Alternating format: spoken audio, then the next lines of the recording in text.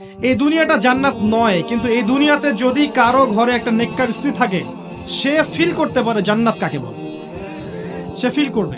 এমনিতে দুনিয়াটা ফিতনার জায়গা, কিন্তু যার ঘরে একটা নেককার সুশ্রী পবিত্র স্ত্রী আছে, যে তাকে দিনের পরে চলতে সাহায্য করে, সে দুনিয়াতেই জান্নাতের ফ্লেভার পাবে ইনশাআল্লাহ। এটা আল্লাহ পাক সবার তাকদিরে নসিব করেন না। যদি আপনি পবিত্র না থাকেন, আপনি যদি হারাম মিউজিকে থাকেন, এই যে ডিজে করেন, 31st নাইট করেন, ইয়াবা খান, মদ খান, হারাম অ্যাফেয়ার্স করেন, জেনা করেন, এইগুলোতে লিপ্ত থাকেন, 10 ঘাটের পানি আপনি খেয়ে এসে থাকেন, আপনি কোশ্চিন কেন পবিত্র নারী পাবেন না? আপনি যাকে পাবেন দেখবেন সেও 10 ঘাটের জল খেয়ে আসছে। অতএব প্রিয় ভাইয়েরা, গার্লফ্রেন্ড আপনাকে ভালোবাসে না, আপনার অবস্থানকে ভালোবাসে। এটা আমি বলেছি, একজন পোস্ট করেছে ফেসবুকে, সেখানে দেখলাম কিছু মেয়ে কমেন্ট করছে যে না, আমরা সত্যি ভালোবাসি।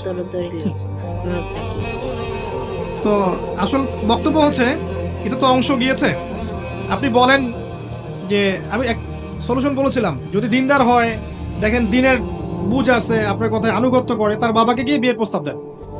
যদি রাজি হয়, মাশাআল্লাহ, বিয়ে করে ফেলেন, প্রেম করার দরকার নেই, বিয়ে করে ফেলেন। আসল প্রেম শুরু হবে বিয়ের পর ইনশাআল্লাহ। আর তখন বুঝবেন দিল্লি কে লাড্ডুর কি মজা। তখন মনে হবে যে কাশ আরো 5টা বছর পরে বিয়েটা করলে ভালো হইতো। ঠিক আছে?